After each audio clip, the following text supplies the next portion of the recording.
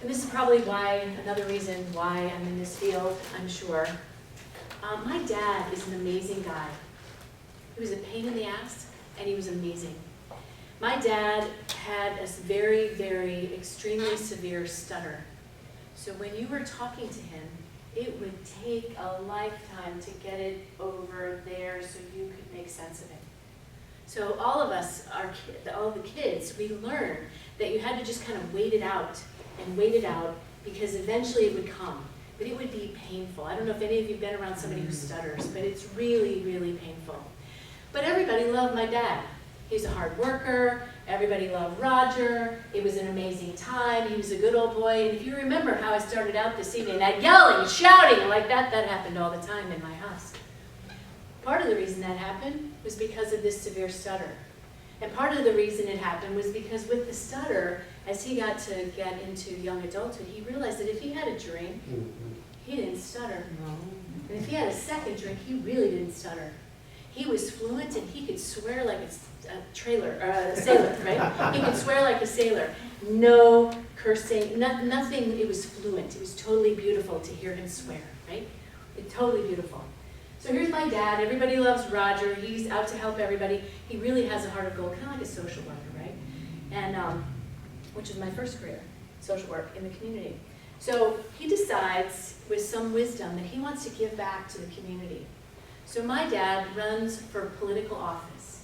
In the state of Illinois, we have township supervisors, and those township supervisors manage funds and programs for people to get people off of assistance or to give them assistance when there's an emergency, etc.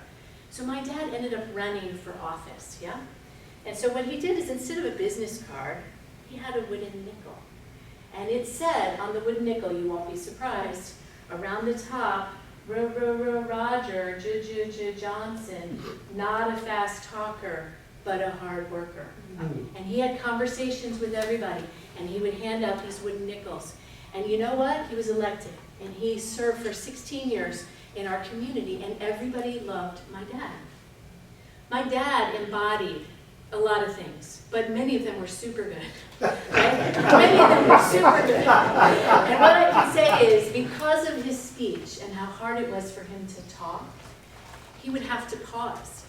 He went to therapy for his speech, and he learned that he had to pause and take a breath. That he had to pause and take a breath and reflect on what he wanted to say.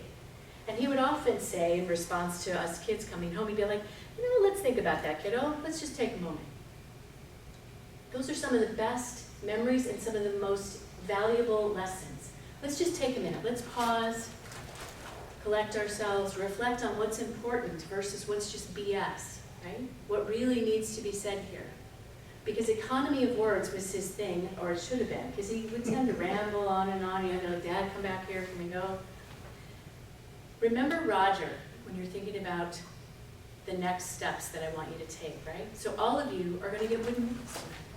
And we're throwing away Bitcoin because Bitcoin, it's an interesting technology. You probably ought to see the documentary on Netflix. It was quite interesting. I would recommend you do that. But we know that the real currency is the currency of real, honest-to-God conversations and how to have the skill to enter and manage and work with those together.